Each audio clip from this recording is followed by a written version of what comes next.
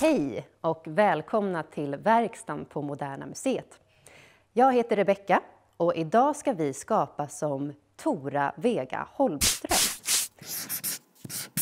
Skapa som... Men först behöver vi ta reda på lite mer vem Tora Vega var.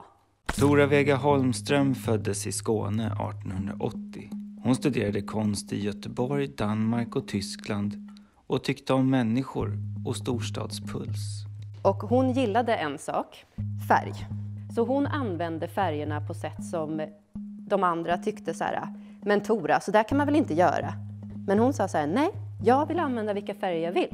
Hon funderade på hur färg kan påverka vad man känner. Har du en färg som gör dig glad? Eller en färg som får dig att känna dig stark? Och hon brukade måla olika saker, men hon brukade måla väldigt mycket människor. Människor från också olika delar i världen, för hon älskade att resa.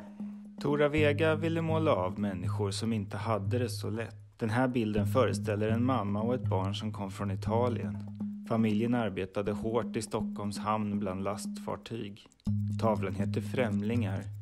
Kvinnan ser stark och tankfull ut. Vad tror du att mamman och barnet tittar på?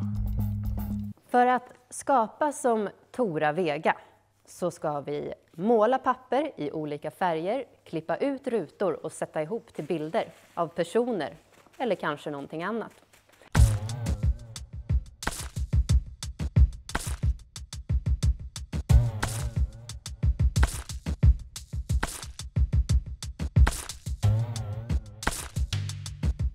Här har vi en massa färgade papper som vi har målat. Av de här färgerna, blå, gul, röd, svart och vitt. Och när papperna är torkade så ska vi klippa rutor.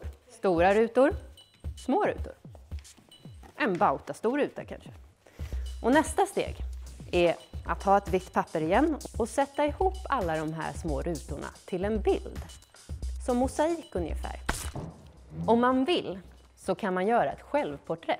Det kanske inte blir så himla likt, för det är inte så lätt med de här mosaikbitarna.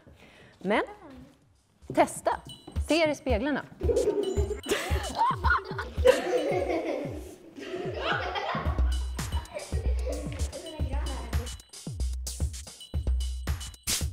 Jag längtar till överallt i världen. Exakt, man får ju det. Ingen bestämmer.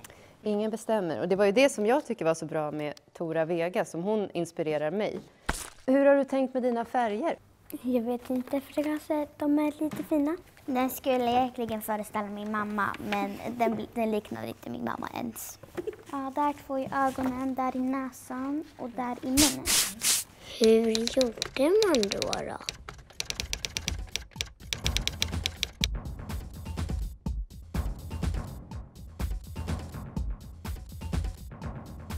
Och nu kan ni göra det här hemma. Och om ni vill så kan ni be en vuxen att ta ett foto på det ni har gjort och lägga upp på sociala medier.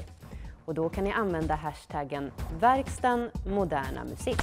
Kom ihåg att när du skapar hemma eller när du skapar överhuvudtaget så finns inget rätt eller fel, fult eller fint. Du kan se det som ett experiment.